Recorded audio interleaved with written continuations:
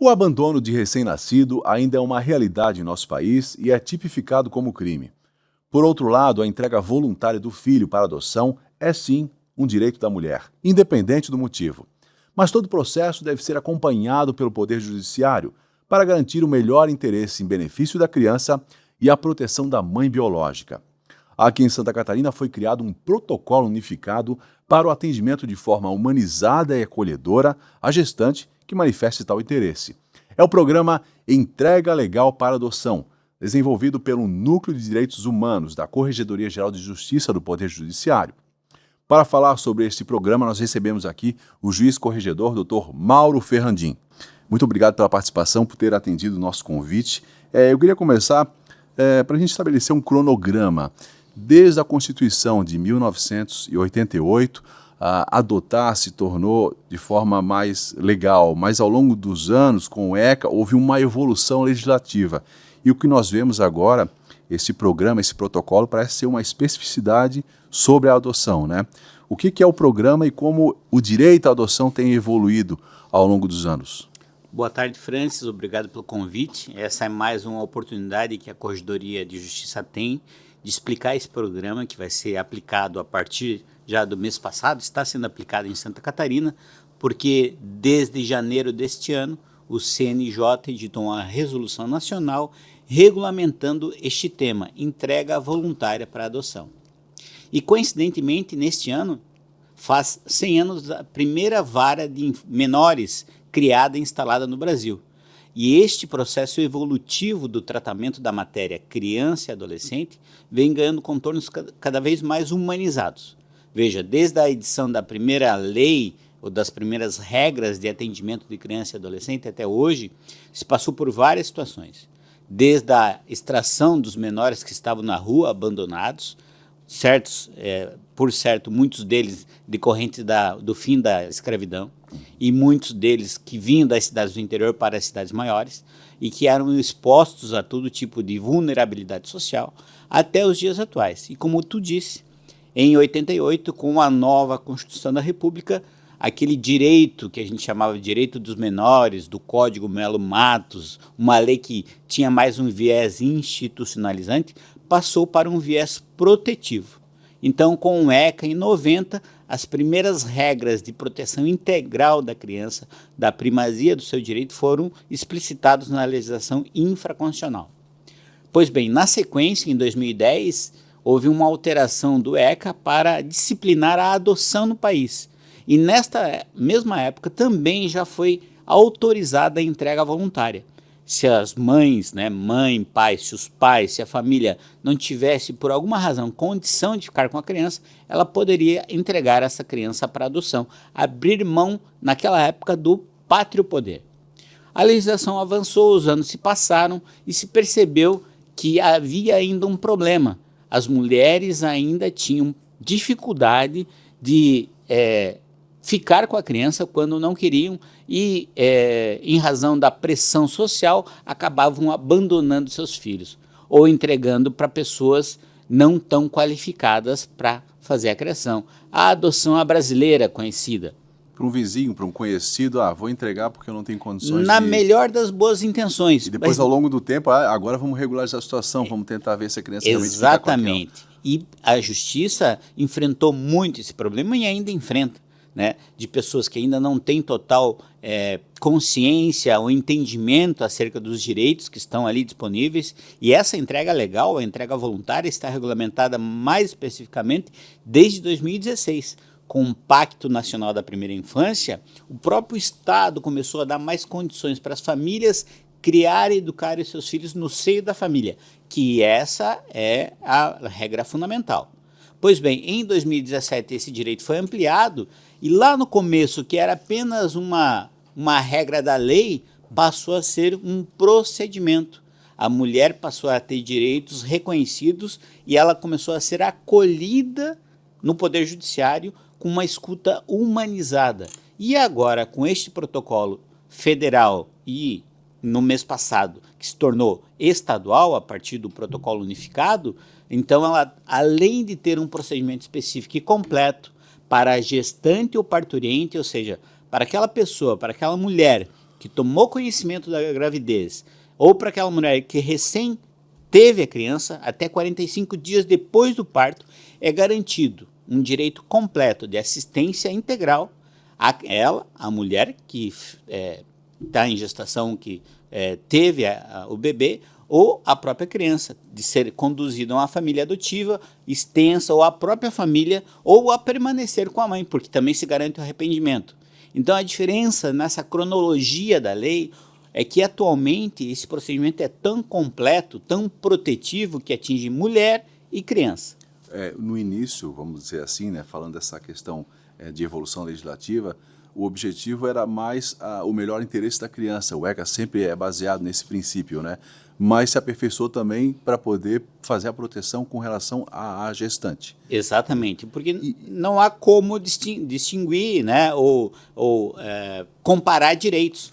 Tanto a mulher quanto a criança têm direitos, e a Constituição garante isso. E na prática, como funciona? A mulher descobre que está grávida ou está indo para o parto. O que ela deve procurar? Vai no CRE, no CRAS? Onde é que ela, o que ela deve fazer se ela quer externar essa vontade voluntária, né? Lembrando, tem que ser voluntário, não é nada impositivo, né? Essa vontade de encaminhar o filho para adoção. Bom, então é exatamente esta a razão do protocolo unificado. Como a janela, né, de identificação desse interesse é muito grande, isso pode ocorrer no primeiro pré-natal, durante o pré-natal, no dia do parto, pode ocorrer, esta vontade pode surgir na mulher por razões que se desconhece, somente o caso concreto vai revelar, numa briga de casal, numa incapacidade, numa visita do conselho tutelar à casa da mãe para tratar de um outro filho desta mulher que está grávida. Então, o desejo revelado em qualquer entidade, pública ou privada, e na maioria das vezes acontece ao conselho tutelar, às instituições de acolhimento ou de atendimento, CRES e CREAS, às maternidades, nos atendimentos pré-natais, no SUS, em qualquer lugar, pode ser até numa entidade religiosa que ela frequente. Uhum. A agente de saúde que vai lá ver como é que está a situação da família. Exato, né? O serviço de atendimento familiar. Uhum. Então, qualquer profissional ou não que souber que uma mulher quer entregar essa criança para adoção, ela segue o protocolo unificado. É para isso que o protocolo existe, para que esta mulher seja encaminhada à vara da infância e juventude, e lá na vara da infância e juventude, então, haverá uma equipe que vai escutar essa mulher. A gente chama de escuta humanizada. Por que isso? Basicamente, então, só para não interromper, doutor, o profissional de saúde, o profissional que tem esse contato com esse interesse, ele pega os dados da mãe e leva à vara da infância. E diz para ela comparecer à vara da infância. Comparecer. E este profissional, segundo o protocolo... comarca ali. Exato. Do local mais próximo dela mora. Quem faz o acompanhamento, então, é o judiciário, claro, que acompanha todo o processo de adoção, mas diretamente ele já faz esse acompanhamento através da vara da infância. Perfeito. Então, assim, há uma parte técnica que é relevante explicar, então, da seguinte forma.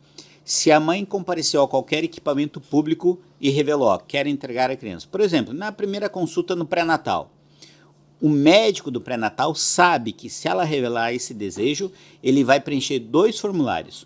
Um encaminhando esta mulher para a vara da infância e juventude e outro assinando um termo de compromisso de guardar sigilo desta decisão, porque o procedimento é previamente sigiloso.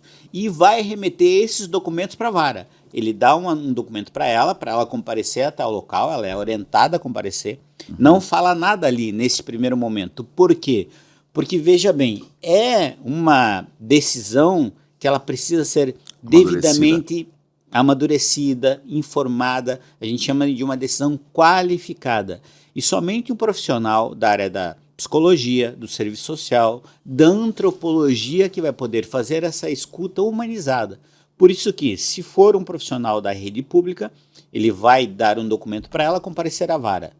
E vai remeter este documento, uma cópia desse documento para a vara. Por quê, Francis? Isso é importante. E essa é uma novidade que tem em Santa Catarina.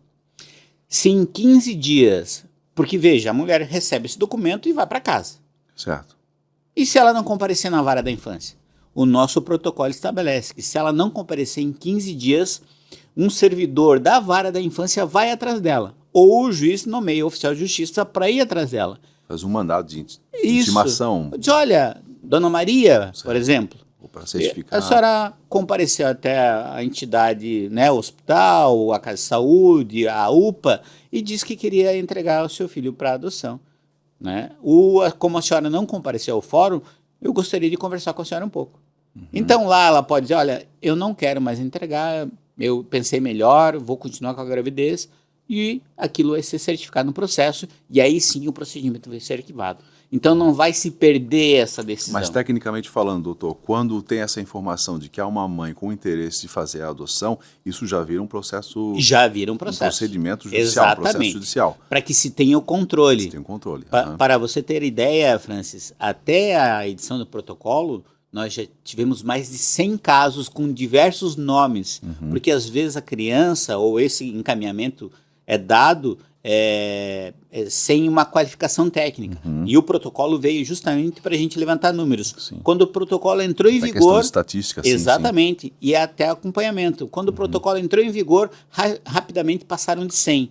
E nós temos já registrados diversos casos em que, com o acompanhamento da equipe, a mãe desistiu de entregar. Certo. Ela veio, né, com o desejo de entregar a A criança. escola assistência social forense já entra também no acompanhamento. Exato, começou a conversar, fez o atendimento psicossocial, que a gente chama, escuta humanizada, ela teve o bebê e quando ela teve o bebê, desistiu da entrega e o processo foi arquivado.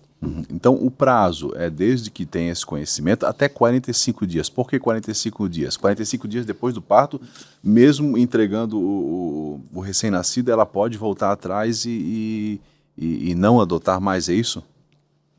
Vamos colocar em termos práticos. A mulher pode revelar o interesse em entregar voluntariamente para adoção, desde que tomou conhecimento, e até no dia do parto, e até 45 dias após o parto. Ou seja, ela pode ter o bebê e ir para casa. Se no prazo de 45 dias ela resolve entregar a criança, ela vai à vara da infância e juventude e faz esse procedimento. E depois é marcada uma audiência, ela é atendida pela equipe interdisciplinar, que vai ouvir ela, diz, olha, tem certeza, é isso mesmo? Sai um parecer, um laudo técnico, confirmando que ela está tendo uma decisão devidamente informada. O juiz marca uma audiência, ela é ouvida, acompanhada de um advogado, e confirma o interesse, o juiz decreta, então, a perda do poder familiar e tira essa criança dessa mãe que tem interesse.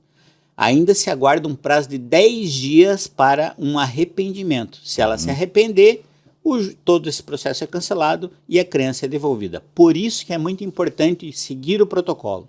Porque, veja bem, se essa mãe revela o desejo, né, e depois volta atrás, ninguém é prejudicado. Por isso que eu não posso pegar essa criança e colocar já numa família que está inscrita para adoção.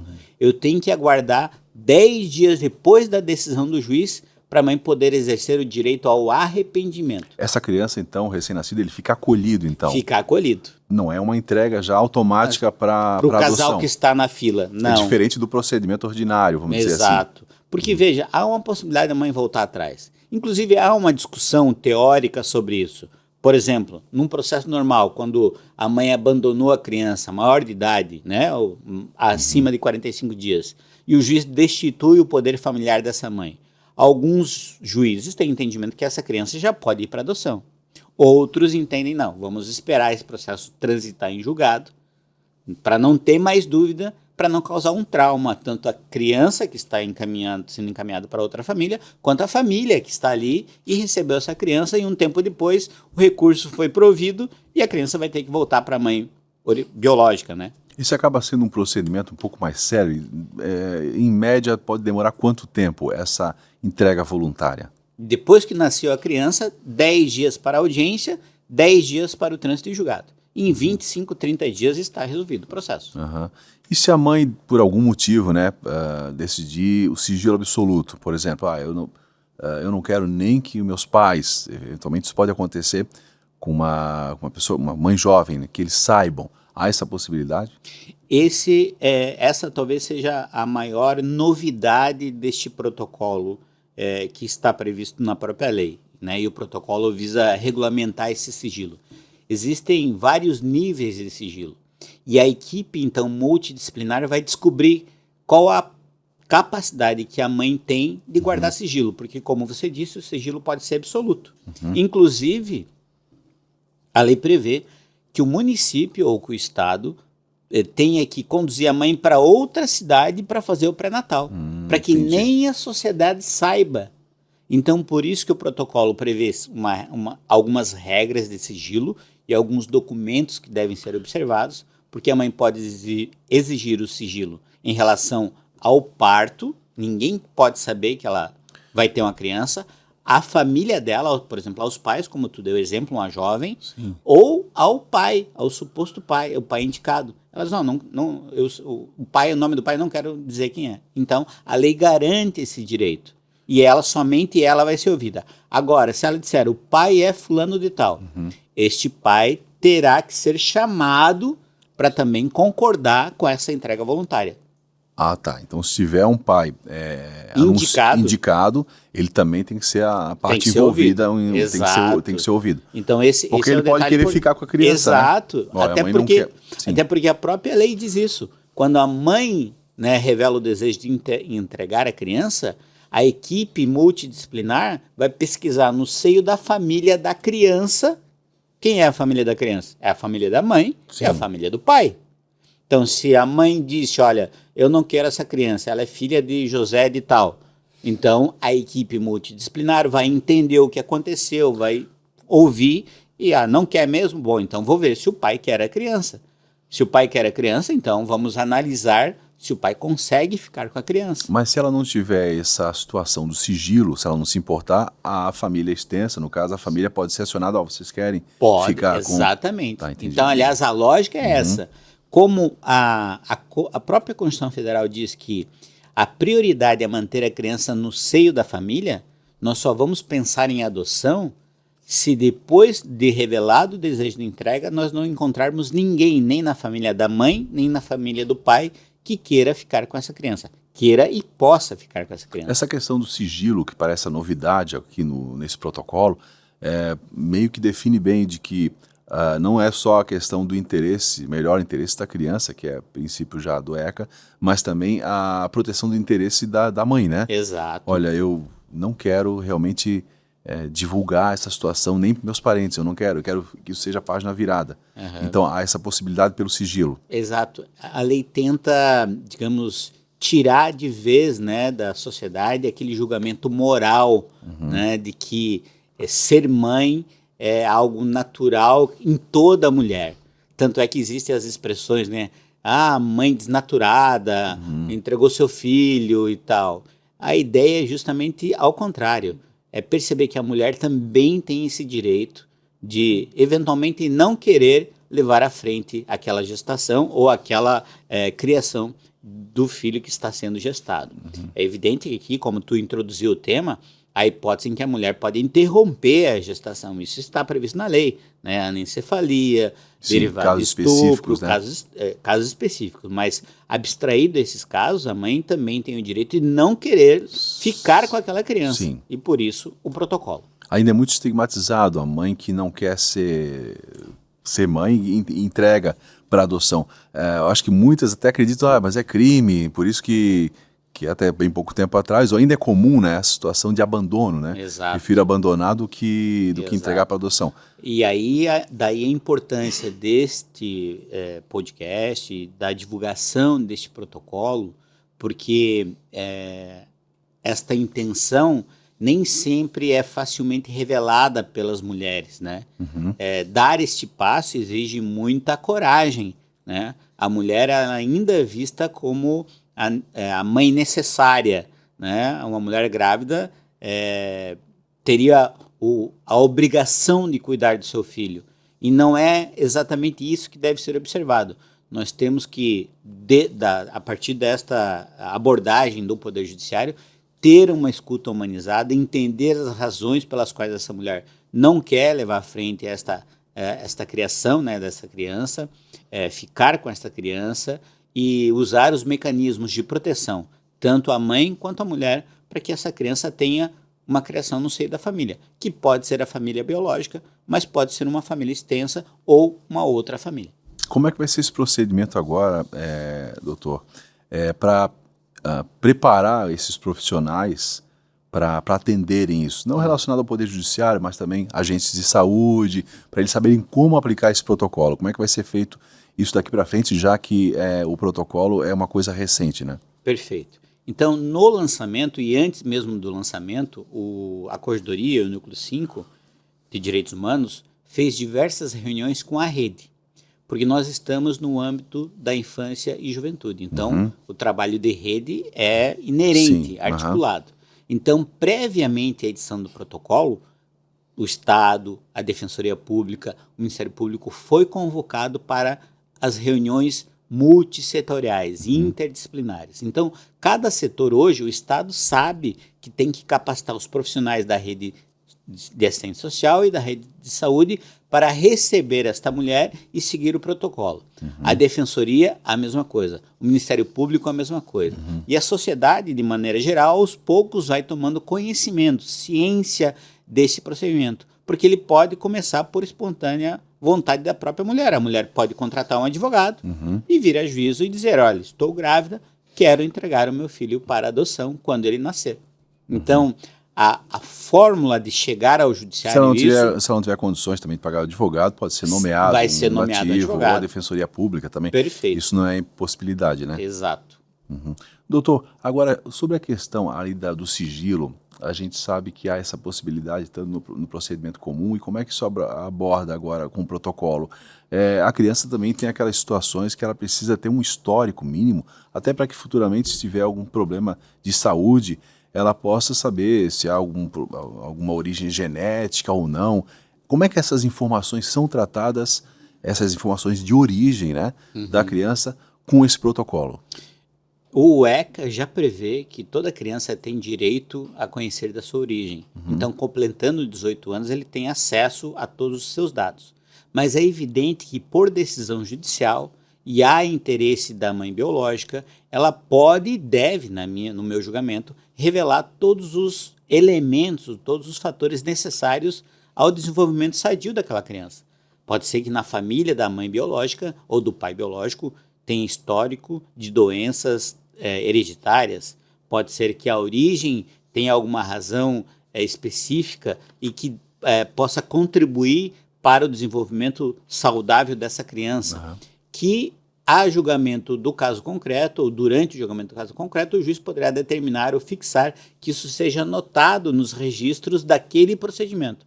Então, normalmente aos 18 anos, se a criança quiser, se o adolescente, já agora adulto, com 18 anos, quiser saber da sua história, terá lá acesso a esses dados. Mas antes disso, inclusive, se puder ou houver algo de interesse, estará registrado para que isso seja aplicado no desenvolvimento da criança. O doutor acredita, pela experiência jurídica, de que a aplicação desse protocolo, essa evolução legislativa, isso pode diminuir casos, por exemplo, de abandono, que ainda é comum, e até da famosa adoção à brasileira, né? Que é aquela adoção que a pessoa entrega para qualquer pessoa sem a distinção de se vai ser bom para a criança ou não, porque a participação do Poder Judiciário é justamente para isso, né? Para que o melhor interesse da criança seja preservado. E quando a mãe entrega para uma pessoa aleatória ou para o vizinho, esse vizinho tem dinheiro, acho que vai cuidar melhor do meu filho, vai dar mais condições, isso pode ser que não seja bem assim. Isso pode diminuir esses casos? Eu tenho convicção que sim. Nós sabemos que para adotar uma criança hoje, o casal ou a pessoa individual deve observar algumas regras e passar por um processo que leva em consideração a análise técnica, jurídica e uma fila que a gente chama de cadastro para adoção. Então, o acesso a uma criança da adoção vai depender desta análise, deste cadastro e também do perfil anotado pelo interessado na criança adoção. Pelo senso comum ou até pela lógica, as crianças recém-nascidas são as primeiras a serem adotadas. Então, a fila de interessados em crianças recém-nascidas é alta, mas a fila de interessados em crianças de maior idade é menor. A ideia do protocolo é justamente capacitar esta entrega, ou, digamos, qualificar essa entrega.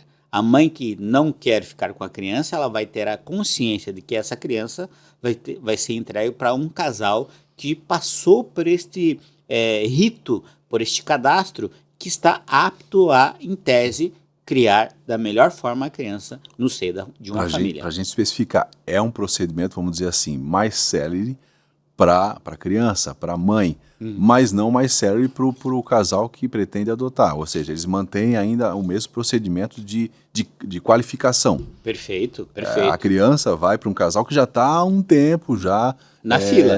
Na fila. Nós temos uma fila que observa a ordem cronológica, então nós temos lá diversos casais inscritos para vários perfis. Eu posso me inscrever, olha, eu só aceito crianças de 0 a 6 meses de idade, ou aceito crianças de 10 a 12 anos de idade, ou aceito adolescentes, aceito irmãos, aceito gêmeos, aceito, enfim, uma infinidade, o perfil é muito amplo que o casal pode escolher, mas a regra é sempre a ordem cronológica da fila. E este projeto Entrega Voluntária para Adoção segue a mesma regra. Depois que a mãe confirmou que de fato não quer ficar com a criança em audiência, e depois que passaram os 10 dias desta confirmação da audiência, então não tem mais como voltar atrás. Esta criança, então, é tirada... 10 dias da audiência, é como se fosse o trânsito e julgado da decisão. Da decisão. Então, esse é o prazo de arrependimento. Assim como a mãe pode se arrepender no curso do processo. Ela descobriu que estava grávida. Ficou com medo dessa situação, já quis resolver e buscou a justiça. A justiça abriu o procedimento. Esse procedimento vai passar pela entrevista desta mãe com a equipe multidisciplinar, com o psicólogo, com o assistente social. Mas nos atendimentos, ao longo dos atendimentos, ela percebe, diz, olha, não, acho que eu consigo. Né? Falta um apoio material. E esses 45 dias tem a ver com o estágio puerperal? Exatamente.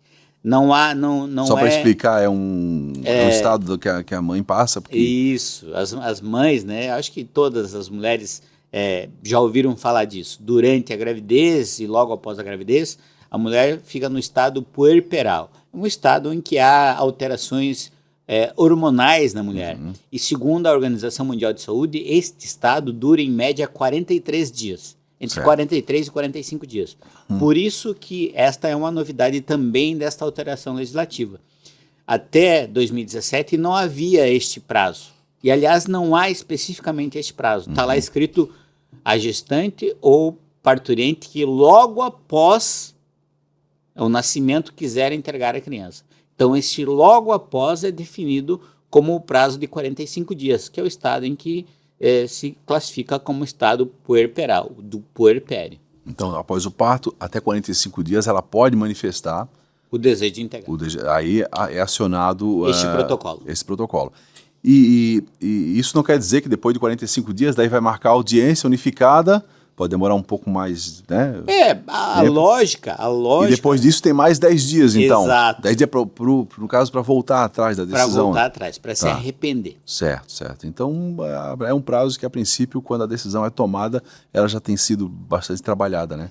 Vai depender do momento em que ela revelou, né, o desejo, porque nós temos casos em Santa Catarina de várias matizes. Temos casos em que a mulher... que o procedimento, né, que a mulher revelou interesse logo após tomou conhecimento da gravidez e foi acompanhada pela equipe e quando estava com 8 meses desistiu. Temos casos em que, um caso recente, inclusive, em Araranguá, que eu citei na apresentação do projeto, que a gente vinha acompanhando, que era o mais recente, em que a mulher revelou o desejo no 8º mês e no momento do parto ela voltou atrás. Então... tivemos casos em que a mulher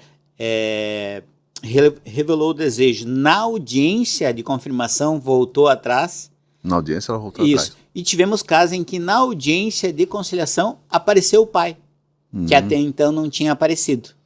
E aí os dois voltaram atrás. Então, como eu disse no começo, como o espaço de tempo deste protocolo ele é muito dilatado, né, e as intercorrências que vão aparecer no meio são de diversos gêneros, é difícil cravar como e quando isso vai acontecer. Mas nós temos um protocolo unificado que regulamenta exatamente o que fazer nesse espaço de tempo.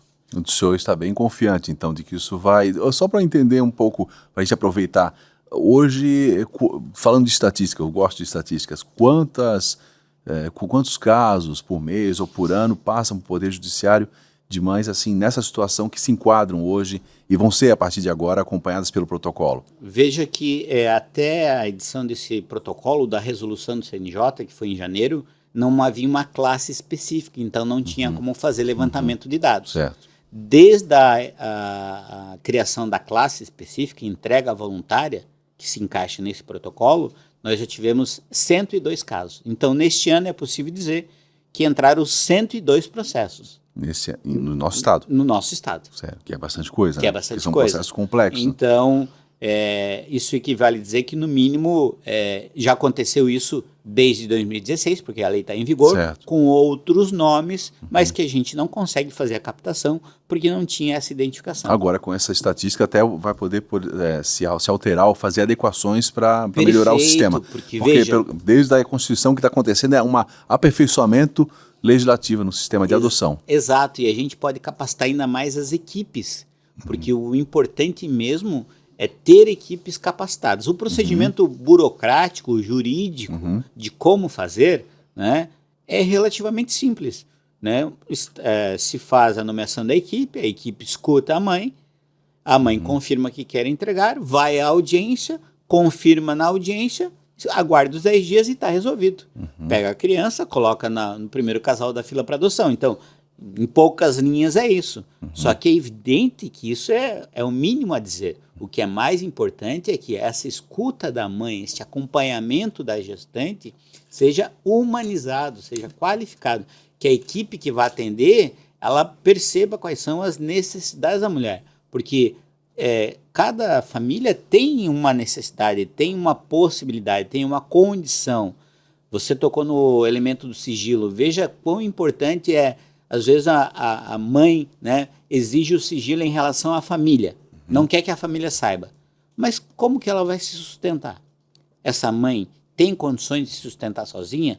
Tem condições de fazer toda a gestação sem que ninguém descubra? Então, por isso que ter a estatística, ter a classe, vai identificar quais são os locais onde isso pode acontecer, ou mais acontece, e a gente pode qualificar ainda mais a equipe interprofissional. E aqui nós temos assistente social, forense, tem psicólogos que já são bem experientes no Poder Judiciário. Imagino que agora vão se especializar ainda mais com essa situação. E também os agentes que são municipais, os agentes externos, né? Perfeito. Nós estamos montando uma capacitação junto com a Academia Judicial para capacitar especificamente os técnicos do Poder Judiciário. Além disso, a SEJA, que é a Comissão Estadual, né, de Adoção, foi remodelada, e na SEJA foi criada uma equipe para dar apoio e suporte às varas da infância, porque a regra cada vara da infância do local onde a mulher mora é que vai tocar este processo. Então, a mulher que revelou interesse lá em Anchieta vai ser atendida pela vara de Anchieta, pela equipe interprofissional, disciplinar da comarca de Anchieta. Mas e se Anchieta não tem um psicólogo, não tem assistente social?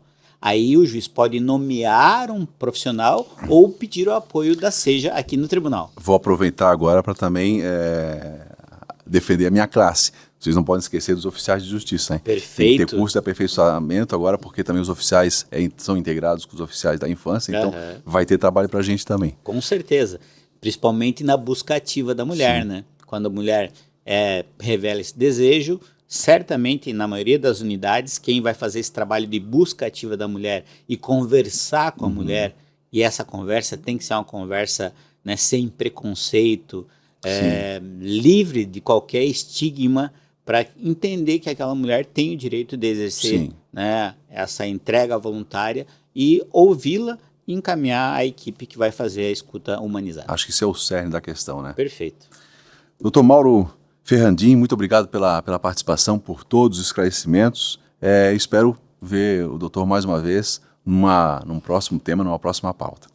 Eu quero agradecer a participação do Dr. Mauro Ferrandin, que é juiz corregedor do Núcleo de Direitos Humanos da Corregedoria Geral de Justiça do nosso Poder Judiciário Catarinense. E o nosso programa fica por aqui. O Conexão Justiça é uma produção do Núcleo de Comunicação Institucional do Tribunal de Justiça de Santa Catarina. Se você gostou do tema de hoje, compartilhe este vídeo e assista também nossas outras entrevistas já disponíveis no canal do TJSC no YouTube. Até a próxima!